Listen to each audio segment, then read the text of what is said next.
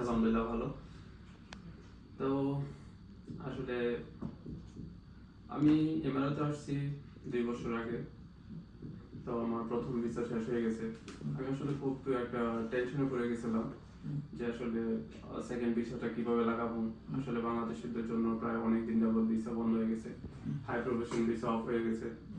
তো আমি অনেক চেষ্টা করলাম, এদিক সেদিক ঘোরাফেরা করলাম ভিসাটা করার জন্য। বড় ধরনের অ্যামাউন্ট লাগতেছে, তারপরে ওইখানে ট্রাস্টেবল না। তো আসলে আমি তারপরে ডিটিসি, দুবাই ট্যাক্সি কর্পোরেশন, যেটা এটাতে আসলে একটা নিউজ পাই। নিউজ পাওয়ার পরে আমি অফিস ভিজিট করি। ভিজিট করার পর আমি তাদের সাথে, ম্যানেজমেন্টের সাথে কথা বলি। কথা বলার পর তাদের কথাবার্তা সব কিছু আমার কাছে ভালো লাগে। তারপর আমি আমার ডকুমেন্টগুলো তাদেরকে সাবমিট করি। সাবমিট করার পর তাদের সাথে একটা এগ্রিমেন্টে যাই যে আমি কত দিনের ভিতরে ভিসা পাবো বা কত দিনের ভিতরে আমার আইডিটা আসবে। তারপর আসলে তাদের সাথে আমার এগ্রিমেন্টে যেভাবে চুক্তি হয়েছিল, 1 মাসের কথা বলছিল, 1 থেকে প্রায় 1 সপ্তাহের মতো একটু বেশি লাগছে আর কি। তো আলহামদুলিল্লাহ আমি আজকে আমার আইডিটা পাইছি। খবরটা শুনে খুব ভালো লাগলো। অফিস থেকে আমাকে সকালবেলা কল দেওয়া হয়েছে যে আপনি আসেন, আপনার আইডিটা কালেক্ট করে নিয়ে যান। আসলে আমি ভাষায় প্রকাশ করতে পারবো না আমার অনুভূতিটা। খুবই ভালো লাগতেছে যে আমি একটা বৈধ এখন এইখানের জন্য। ইমারাতে বৈধ থাকাটা আসলে খুব বেশি ইম্পর্টেন্ট। তো থ্যাঙ্কস আসলে ফার্স্ট কল, ডিটিসি, সবাইকে আসলে। আর আপনারা আপনাদের কথা মতো কাজটা করেছেন, এতে আসলে আমি অনেকটাই স্যাটিসফাই। ওকে তানজিম ভাই, আসলে আমাদের অনুভূতি ভাই আরো অনেক অন্যরকম। এটা হচ্ছে আপনার ফাইল, এটা হচ্ছে ইমাম তালি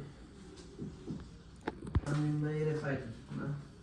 তানজিম ভাই, এটা আপনার ফাইল, আপনি চেক করে দেবেন প্লিজ।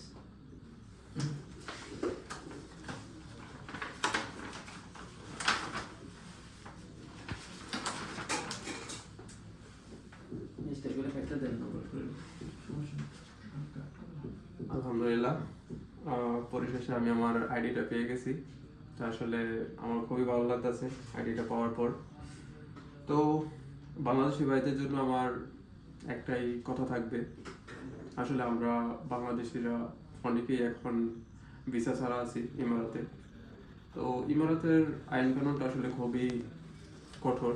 সো আমি সবাইকে সাজেস্ট করব, যাদের ভিসা হচ্ছে না, যারা আসলে কোনোভাবে ভিসা করতে পারছেন না, তারা খুব তাড়াতাড়ি চলে আসেন ডিটিসি ফার্স্ট কল গ্রুপের মাঝে। এখানে আসলে তারা গ্রান্টেড সহকারে ভিসা করে দিতে পারছে এবং কোনো প্রকার অ্যাডভান্স আগে থেকে তারা নিচ্ছে না। তো আসলে থ্যাংক ইউ সো মাচ। ইনশাআল্লাহ আমরা মানুষের উপকার করতে পেরে, বাঙালিদের উপকার করতে পারি, ইনশাআল্লাহ আমরা অনেক আনন্দ পাই ভাই। কারণ ভাই আমরা জানি যে বাঙালিরা কি কষ্টের মধ্যে আছে, তো আমরা সবসময় চাই ইনশাআল্লাহ। তো সুতরাং আপনারা দেরি করবেন না, যারা